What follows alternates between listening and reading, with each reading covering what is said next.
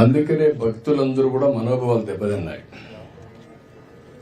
ఎవరు ఊహించలేదు వెంకటేశ్వర స్వామి హిందువులకి కలియుగ దేవుడు. ఒక నమ్మకం, ఒక విశ్వాసం. అందుకని ఎప్పుడు కూడా అందరూ నమ్మేది, ఎవరైనా వెంకటేశ్వర స్వామికి అపచారం తలపెడితే నెక్స్ట్ జన్మలో కాదు ఈ జన్మలోనే పనిష్మెంట్ ఇస్తాడని.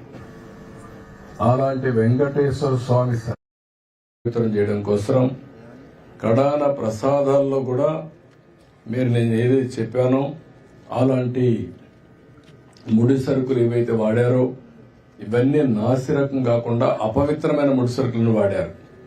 ఆ విషయమే ఈరోజు టీటీడీ కూడా ఎంక్వైరీ చేసినప్పుడు, టెస్టులు చేసినప్పుడు బయటపడిన వాస్తవాలు.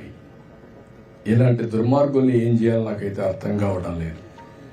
ఓసారి బాధ, ఆవేదన ఉంటుంది. కక్కుర్తికి కూడా అద్దులుంటాయి. కక్కుర్తి కూడా అద్దులు లేకుండా ప్రవర్తించి అంటే మేము ఏమైనా చేస్తాం అనే అహంభావంతో ముందుకు పోయారు. అందువల్లనే ఇలాంటి సమస్యలన్నీ వచ్చాయి.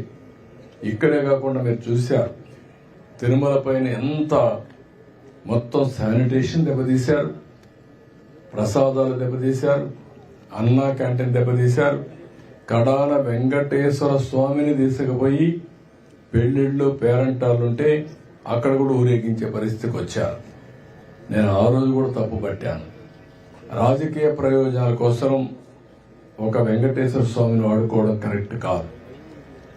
ప్రజలందరూ కూడా, హిందువులందరూ కూడా జీవితంలో ఒక్కసారైనా వెంకటేశ్వర స్వామి దగ్గర రావాలి, దర్శనం చేసుకోవాలి, అదే మరి వారి కోరికలని చెప్పుకోవాలని చెప్పి వస్తారు. అలాంటి నమ్మకమైన ప్లేస్ ని మారించడం చాలా దుర్మార్గం. ప్రక్షాళన ప్రారంభించాం.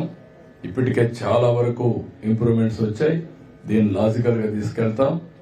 ఏవైతే మాకు ఆధారాలు దొరికితే అలాంటి వాళ్ళపైన కఠినమైన చర్యలు కూడా ఉంటాయి. ఎవరైనా సరే తప్పు చేస్తే శిక్షించాల్సిందే. దానికి కూడా దోహదం చేస్తాం.